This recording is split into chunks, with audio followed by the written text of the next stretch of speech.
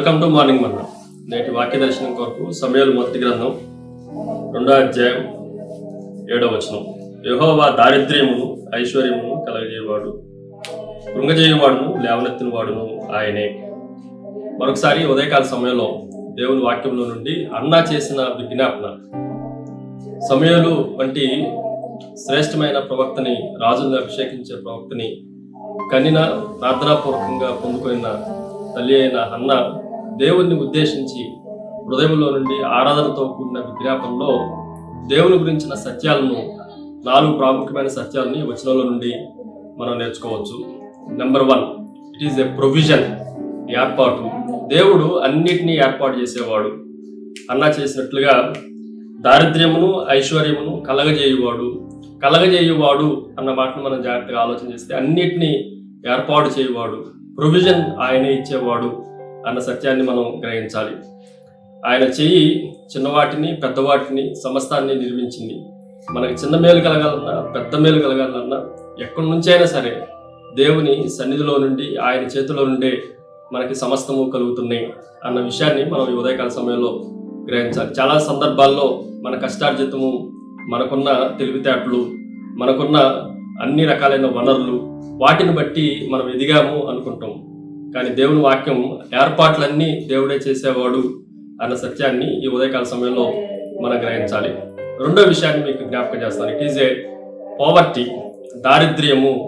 దేవుని వాక్యంలో మనం జాగ్రత్తగా ఆలోచన చేస్తే దారిద్ర్యమును ఐశ్వర్యమును కలగజేయువాడు ఆయనే అన్న మాటను అన్నా జ్ఞాపకం చేస్తా ఉంది. దారిద్ర్యము, పేదరికము, ఇది కూడా దేవుడు కలగజేసినదే అన్న సత్యాన్ని మనం గ్రహించాలి.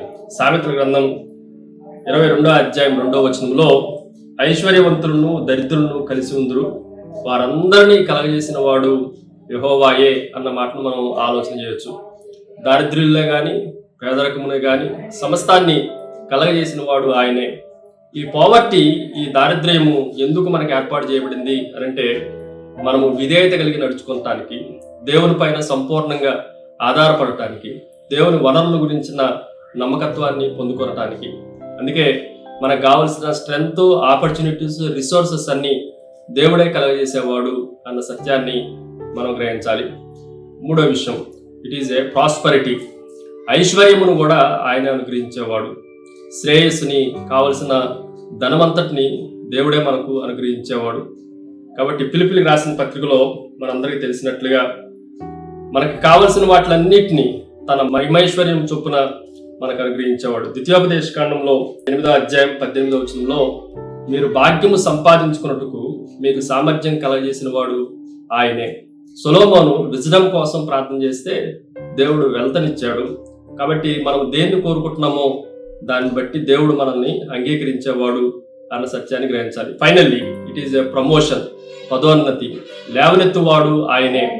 దావీదును మనం ఆలోచన చేస్తే ఫ్యామిలీ వాళ్ళు కూడా మర్చిపోయారు, కానీ దేవుడు ఆయన్ని రాజసింహాసనం మీద కూర్చోబెట్టాడు. ప్రార్థన. సకలాశీర్వాదములకు కారణపుత్రుడు తండ్రి, మమ్మల్ని కలగజేసిన వాడువు, మమ్మల్ని పదోన్నతిని పొందేటట్లుగా పైకి లేవనెత్తిన వాడువు నీవే అని స్తుతిస్తూ ఆరాధిస్తూ యేసుక్రీస్తు శక్తి కలిగిన నామమున అడిగి వేడుకొంచున్నాం తండ్రి. ఆమేన్. God bless you.